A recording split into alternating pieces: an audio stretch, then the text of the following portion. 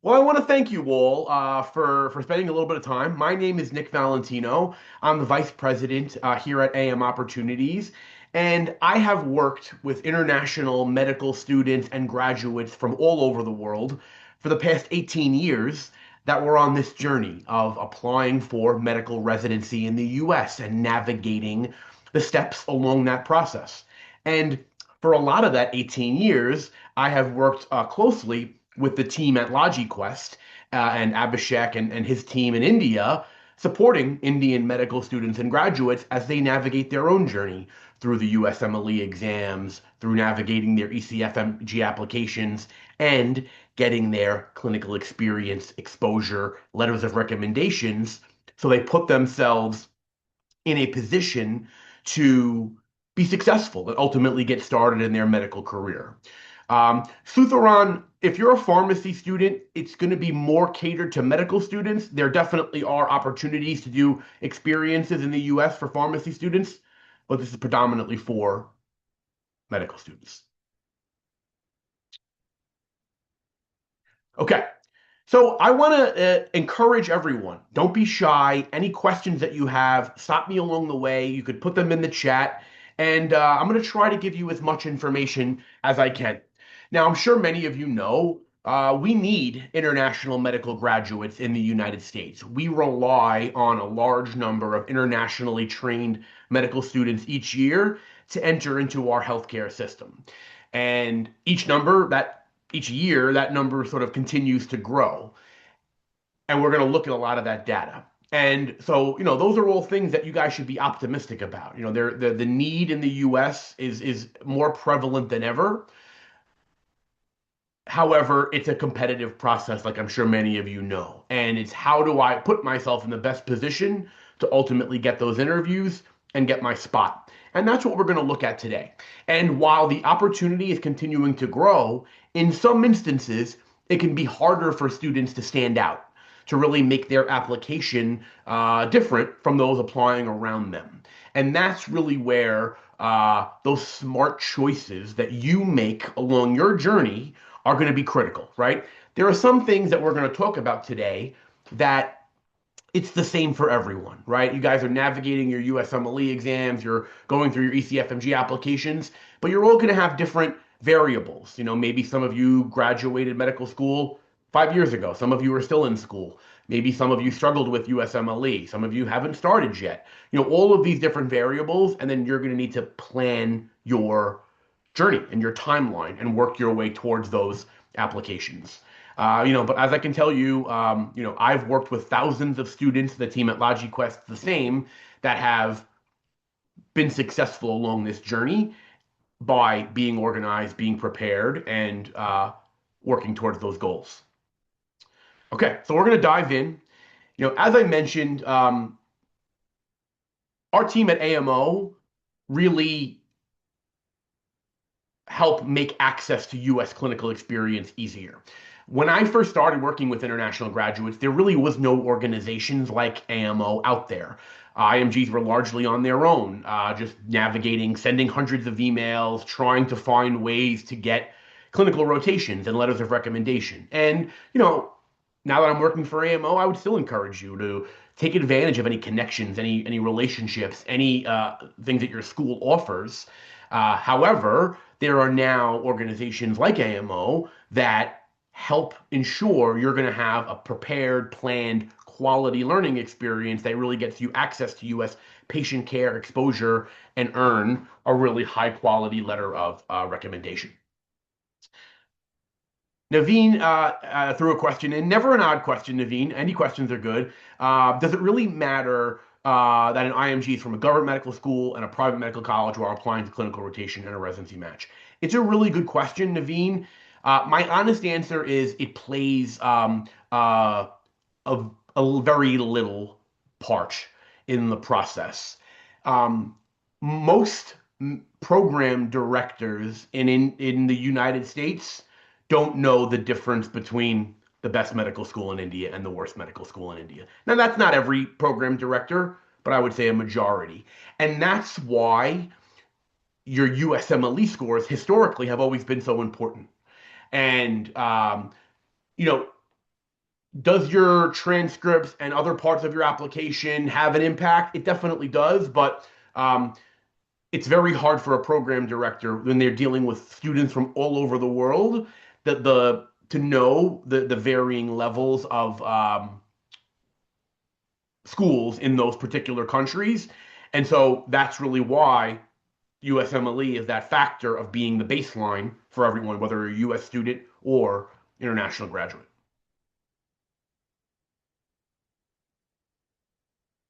Okay. All right. So, really quickly, also, before we finish today, I'm going to talk to you more about AMO and our platform, how you guys can search, apply, find rotations that are going to be a good fit for you, really get you immersed into the healthcare system in the US. But we have a free platform where you can search and apply to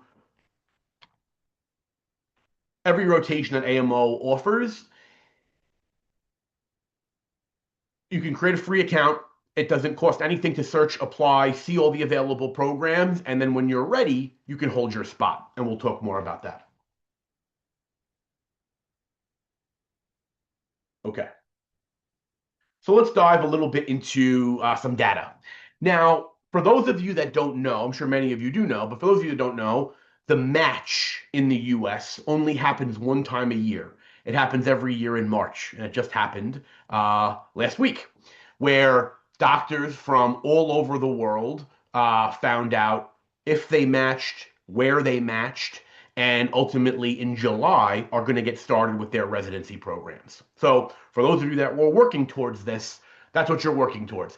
Applications are submitted in September, and then you're matching in March. Okay, so you're planning your calendar. If you haven't started step one yet, well, then you're probably not going to apply this coming September, right? You have April, May, June, July, August, September. You got 6 months.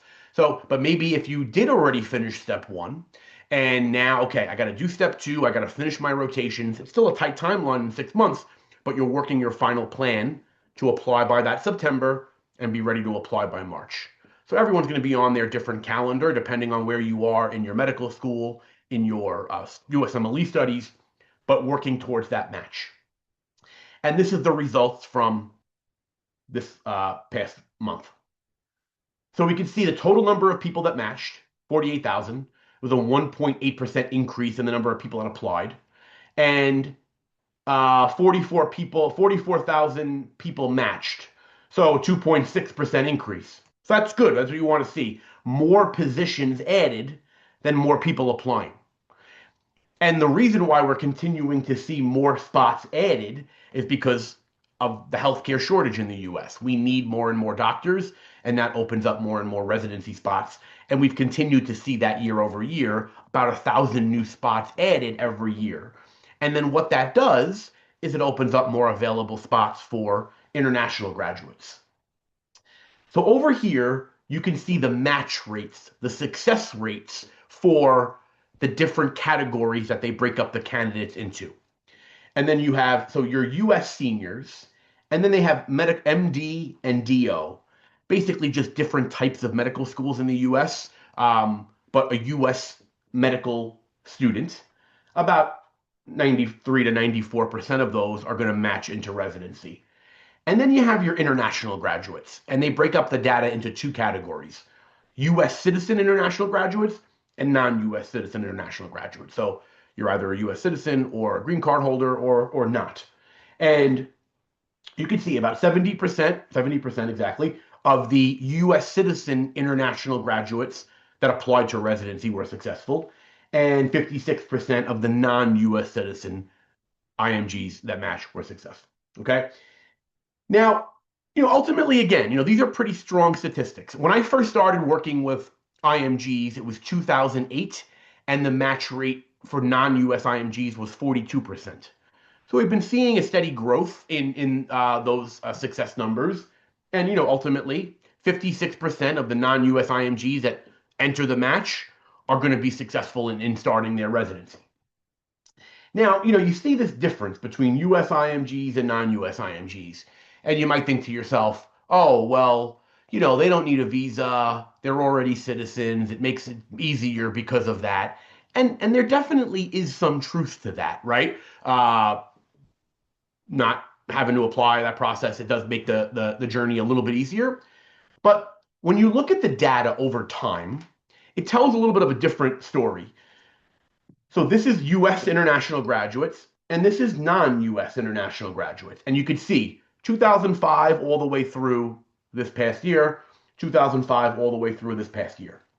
Now, if we look at 2020, non-US IMGs actually matched at a higher rate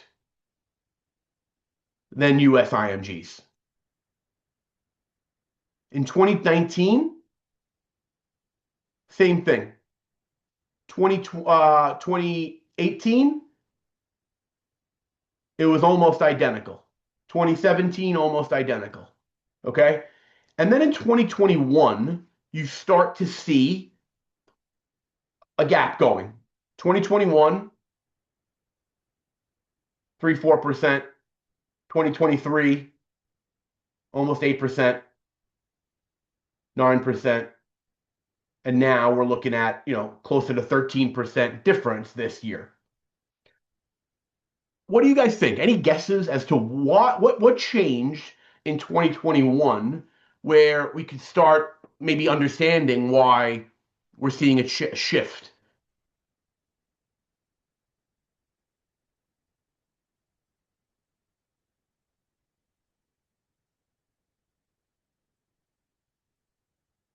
Oops, sorry.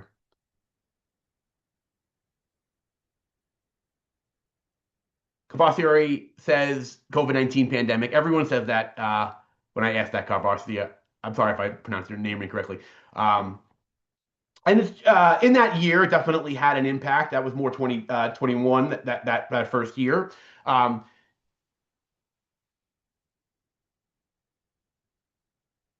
what also changed in 2021 was when the USMLE Step 1 exam switched to a pass-fail exam. And historically, Step 1 was the most important factor in how programs would differentiate who they interviewed, right? Step 1 score, Step 2 score, letters of recommendation.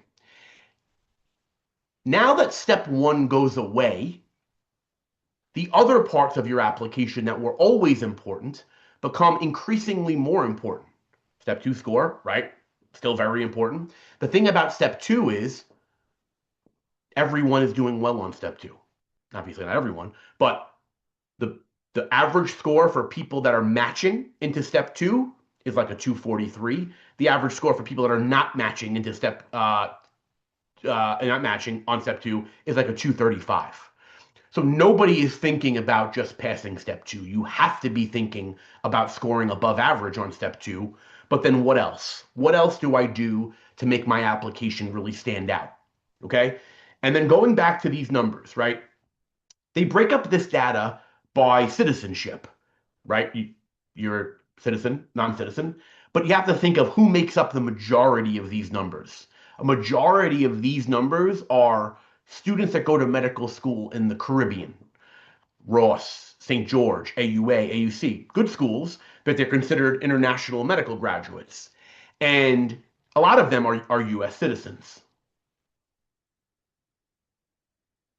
But they are doing their training, their basic sciences at their school in the Caribbean, and then they're doing a lot of US rotations all across the US. And they're getting a lot of experience, exposure, letters of recommendation. And, I think if you were to look back at the data from 2020, and you would say, okay, I have a US IMG from the Caribbean with a 215 on Step 1, a 235 on Step 2, and a whole lot of experience, right? And you have this candidate. And then you have a non-US IMG from India with a 240 on Step 1, a 240 on Step 2, and maybe one US rotation, right? Back in 2020, program directors were leaning towards that 240, right? And they were filtering candidates by that. Step one was the most important factor. Now you take out step one. Step one, pass. Step one, pass. Step two, 235. Step two, 240. Whole lot of experience, one experience, right? It just becomes a little bit harder to differentiate yourself. When, for a lot of years, that's how IMGs really differentiated, was with that step one score. Now, what else do I do to get my application looked at, to get my application competitive? It really comes down to, of course, step two, and then the rest of your application, which is really where those clinical experiences come in. And like you might ask like something like, well, what about step three? It's another good point. When you look at the data, historically, having I'm sure some of you know, for step three, you're allowed to take it before you apply or when you're already in residency. Benefit of doing it when you're already in residency is you're already in residency, right? You already have your job. Score isn't so important as much. Benefit of doing it before you apply is like we've been talking about. It's competitive. Anything that you can do to strengthen your application, programs like to see that. Right now, does the data show that having step three is going to give you this big advantage? It doesn't. But we're in a period of change, right? 5 years from now, I could be doing a webinar saying something very different. So those are the things that you want to pay attention to, all of the factors, and then make those smart decisions based on your own application. How did you do on step two? How much time do you have? Like if you finish step two and it's March and you have all this time before you apply, it's probably a good idea to get step three done. So those are the things that you're going to determine as you go throughout your progress. Focus on what's in front of you and really just try to make every part of your application as strong as it can be. So we've been talking a lot about the process and ultimately the journey that you all go on. It's helpful to understand the process from the perspective of the program directors. So you're sending out all these applications when you're getting ready to apply, and the programs are getting all these applications. Okay, and the average residency program gets about 1,000 applications for 10 spots. 1,000 applications for 10 spots. So they do not have the time to go through every single application. Look at your experience, your letter of recommendation, your personal statement, all the things that make you the applicant that you are. They just can't do that for every person. So what every program does is they set up what they call filters in the computer. Now, the challenging part is every program is different. So you have to research, is this program a good fit for me? Is this program within my range? Are they friendly for IMGs? Do they take non-US IMGs? What are their average scores? Really trying to narrow down your list so you're applying to programs where you have a good opportunity to get those interviews. Okay? But a program gets 1,000 applications and then they put in their filter. So maybe they say, okay, nobody that graduated medical school more than 10 years ago. Nobody that failed step one. Nobody below a 225 on step two. Go. And then maybe the 1,000 applications becomes 435. So you could see, based on the screening, about half the applications get filtered out. They don't even get looked at. So that's why researching is so important. You want to make sure you're putting yourself in that position to get through that first jump. And that's through applying to the right programs. Okay? So you have this big jump. And then they're going to dig into the application. Then they're going to look at your experience, your letters, your personal statement, which is a one-page essay that you write about why you became a physician or why you chose that specialty. And then they're going to invite people for an interview. Okay? So, again, I work with people all over the world. And, I work with some people that are struggling to make this jump, right?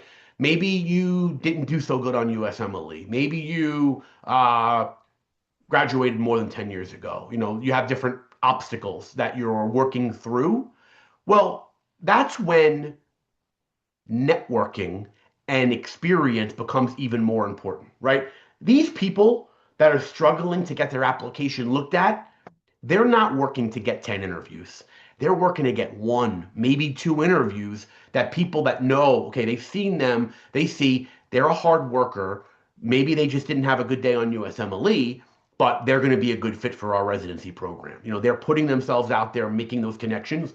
And I've worked with countless people that have only gotten one interview and gotten started with residency, right?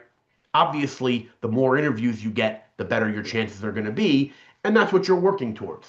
So let's just say, hopefully, a lot of people in this room, you're feeling good about this first jump. You got through the basics, you did good on step two, and now, okay, I'm applying to the right programs, but now I got to get my application looked at. And that's really where every part of the application, you want to be putting your best foot forward. There's little things like you have to upload your picture now on Eros. Uh, I've seen people upload unprofessional looking photos or where you could barely see the person. Um, your personal statement. If it's not well written, it shows that you don't really have a good command of the English language or your grammar mistakes. That's all the reason they need to put you in the no pile. So you're really taking your time to make sure, okay, how do I really present myself in the most professional, organized way? And program directors say, other than the USMLE score at this stage, the letters of recommendation are the most important factor in how they're going to determine who to choose for an interview. Okay? So, again, a lot of what we're talking about today is how do I put myself in that position to strengthen my application and be in that position to get those interviews. And so I'm going to share the slides with everyone when we're done, so don't worry about that, so you guys will get this, but just some helpful links to work your way through. I'm sure a lot of you are doing this, but ECFMG, ERAS, NRMP, NBME. And then when you're getting ready to apply for residency, these are the tools you'll use to research the programs. So you can go to Frida, create a free account, and say, okay, show me every internal medicine program in Michigan that is at least 50% IMG. And it'll give you a full list. And you can start narrowing down where you're thinking about doing your residency. Okay, so let's talk a little bit more about these benefits of clinical experience, which I've been talking about through the seminar. Ultimately, it's your chance to build your resume with valuable U.S. clinical experience, exposure, patient care, practice your medical English, learn the way that terminology is used in the U.S., and ultimately earn those letters of recommendation. Um,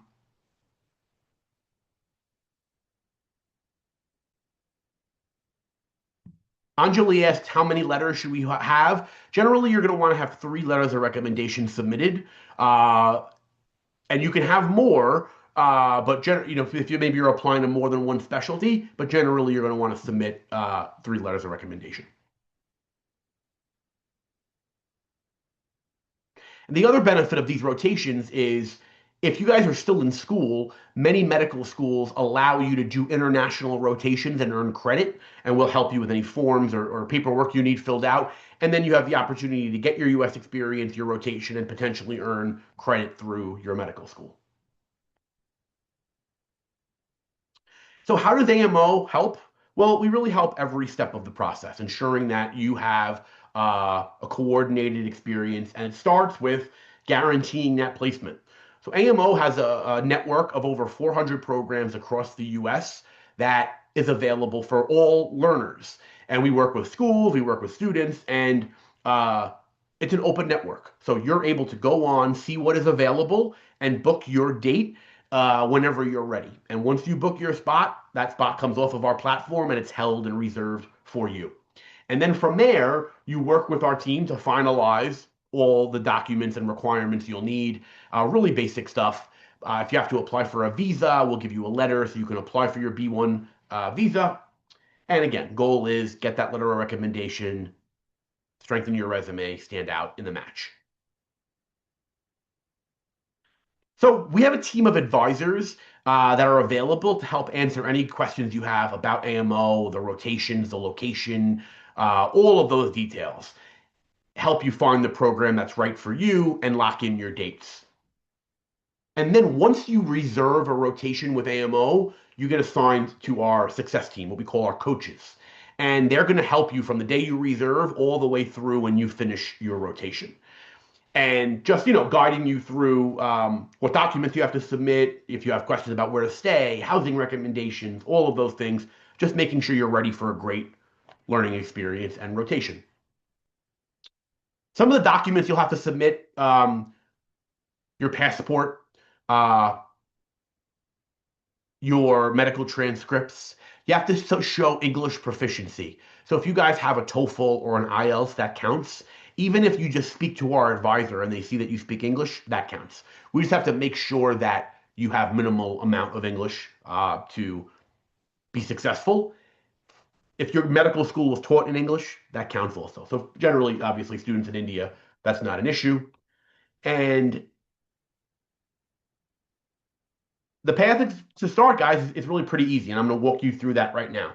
You create a free account on our platform, and then you search. You can find different programs, apply when you're ready, and applying doesn't cost anything. You can apply to the rotations you're considering, and then speak to our advisor, and then lock in your date when you are ready. So I'm going to quickly switch over, and I'm going to show you our AMO platform. So everyone, you guys have this link. You create your free account, and then once you create your free account, you're able to search. And then one of the things that you'll see, guys, is we have a big sale going on this month on most of our programs. So, you could see here, upwards of $500 a month you're able to save by just locking in your reservation this month. So if you're thinking about maybe doing a rotation anytime between now and 2027, good opportunity to put a deposit down and lock in your savings. So here you can see we have right now for international graduates 368 programs to choose from. We're always adding on new programs. You can see we have a few different types, hands-on and observership. Hands-on is only eligible if you're a current medical student. Think of that like a 4-credit rotation, just like you would do in medical school. Observership is if you're a graduate. You're still able to do things like interview patients, histories, physical exams, patient exposure, just limited legally when you've graduated. We have research opportunities where you can join in on research projects, have the opportunity for publications. Virtual is telemedicine. Telemedicine is booming in the US, especially in psychiatry, but even in primary care, more, more and more patients are moving towards that. And it's a good opportunity to get patient exposure without having to travel, getting a letter of recommendation without having to travel. And then also virtual research, joining in on research without having to travel. And you can see here a lot of information you see right on this main page. You could see the specialty, the location, the price, and that's the price per month. So for a 4-week rotation, the full cost. And there's no other fees for AMO or obviously you have your travel expenses, but this is the complete cost to do your rotation. And the other thing you can see here is the number of seats offered per month. And as you can see, most of our programs, 3, 1, 4, 2, very low student to preceptor ratios, where you're going to really get a personalized learning experience with the doctor that you're working with. Okay. And then here are different ways you can filter as well, by specialty, by state. So let's just say, for example, okay, I know I want to do internal medicine and I have family in New York. I'm going to look there. Okay, great. AMO's got 22 internal medicine programs in New York that I can start digging into and looking a little bit more on. Say, oh, I'm really interested in cardiology. Like, let me see if there's a cardiology program I might like. Okay, here's one. And you could click in, learn more about that program. See the affiliations of the doctor you'd be working with, just general expectations of that program, the schedule. And then you can also see what other people had to say about that program. You could review. Maybe you say, oh, I'm going to look at this cardiology program. Same thing, learn a little bit more. And when you're ready, like I said, hands-on observership, same rotation, just really graduate and student. So like I'm going to set an observership for this cardiology rotation, and then you pick your dates. So this rotation offers 2 spots per month.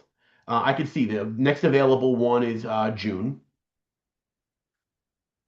but I could plan all the way into 2 years in advance.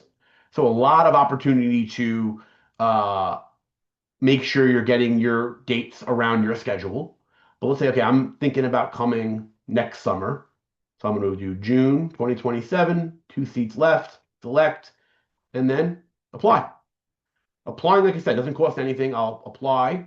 And then when I'm ready, I'm then able to pay and reserve that rotation. So I can see the price is normally 2,399 this month, $500 discount. So you're really saving over 20% on this rotation, close to 25% just by locking in this month. It's a $699 deposit that locks in your spot, holds your rotation, takes it off our platform. Then from there, you work with our coaches, finalize your documents, your requirements, all of those things, and you pay your balance 60 days before you do your rotation. And you can see on my dashboard, these are all the programs I've applied to.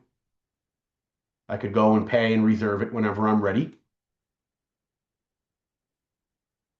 And then all your documents you load right on your platform. Super easy. Your resume, your transcripts, English proficiency. The coach will check that off. You'll see all of those things um, confirmed. You also have to submit an immunization form. Again, you'll do this before your rotation. So yeah, this might take a week or two to get filled out by your doctor. So things you want to be prepared for, showing you're up to date on all your vaccines.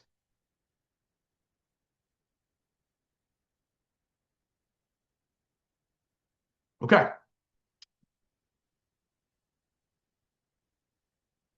So I really hope that this was helpful. I hope that you guys got some information that's going to help along your journey. Obviously, if anyone has any questions, I want to encourage you, please don't be shy. Continue to put them in the chat. I'm going to give everyone my email. You always can feel free to reach out to me directly and I'll point you in the right direction at AMO. If you're thinking about a rotation, definitely encourage you create that free account and one of our advisors will reach out to you. They'll, help answer any questions that you have.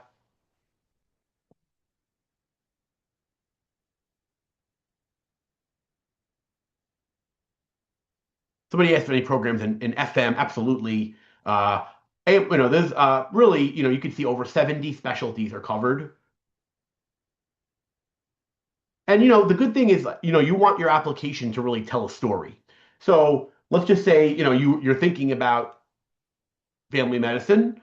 That is obviously then you show through your experiences your passion there.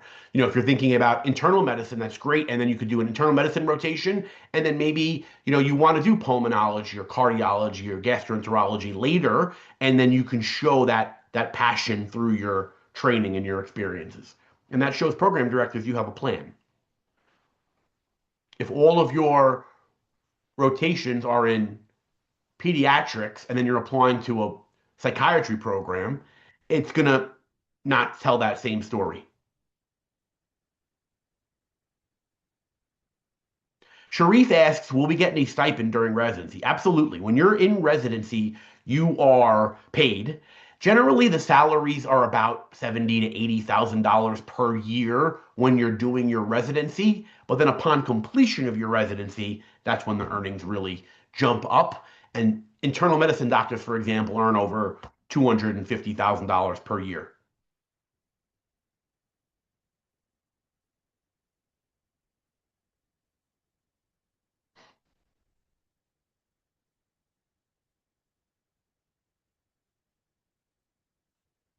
Apendra is asking for university rotations, hands-on for graduates.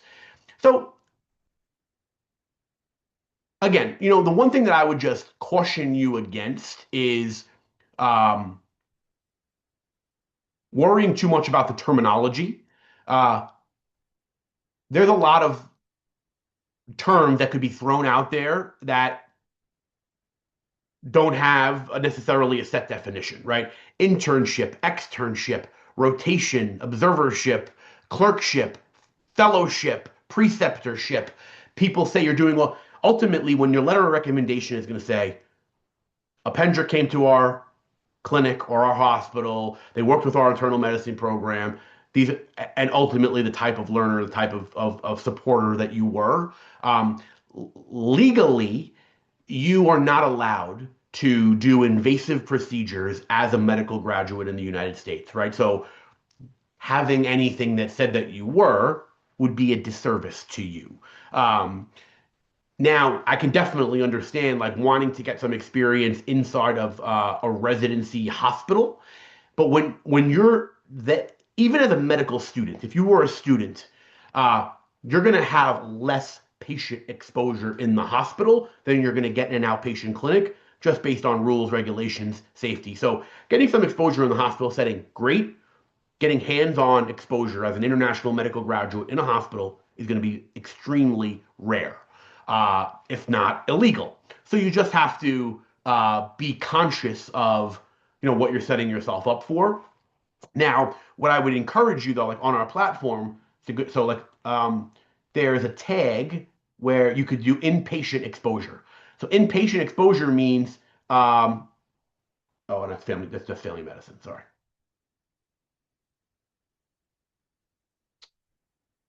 In patient exposure means you'll spend time inside of a hospital as well. So you'll have like a mixed setting.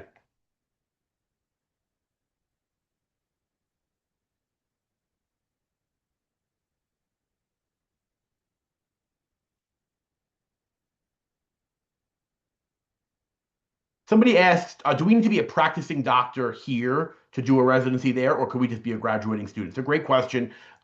You just have to finish your medical school in India, and then you can apply for residency in the US.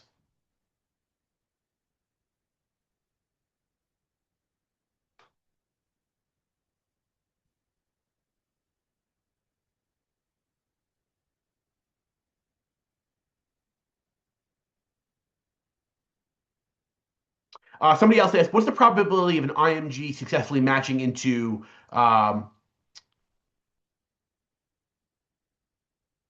general surgery? We showed you the match rates for all specialties, and then you could dig into the individual match rates per specialty. Surgery is more competitive than internal medicine, for example. You can go to Google and find the average match rates. My guess for general surgery for US IMGs is going to be closer to like 20 to 30% success rate because it's more competitive. And yes, you need to complete both step one and step two CK before you can apply for residency. Somebody says, do you have university hospitals? We do. That's another thing that you can filter for. So we have programs at University of Miami, at FIU that are very popular programs. And these are inside residency programs.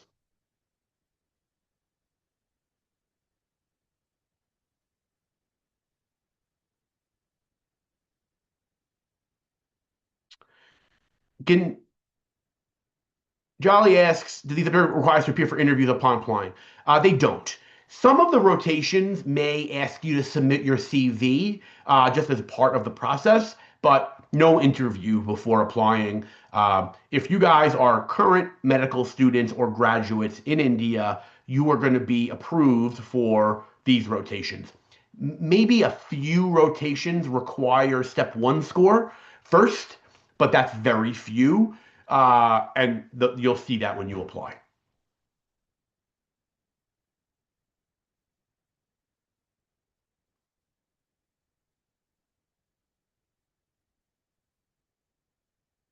And definitely take advantage of the team at Logiquest. They are experts in this process from start to finish, USMLE journey, residency competitiveness, rotations.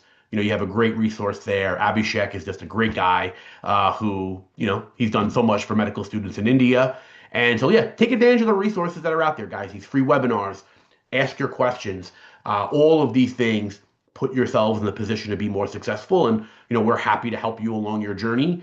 This month, I should say, last week, thousands of people's lives changed. Their journey just got started. And, that I'm sure many of them a year, 2 years ago were in shoes just like yours, starting the process, asking questions, having their own doubts. And it just takes that first step.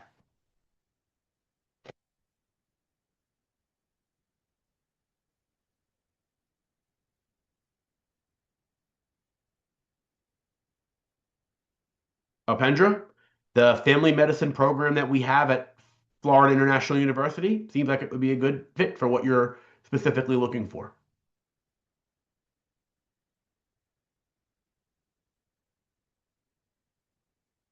All right, everybody. I want to thank you guys again so much. Great seminar. I really appreciate your questions. Don't be shy. We're here to offer our support along your journey. And guys, wish you the best of luck. Have a great rest of your evening, and we'll talk to you soon.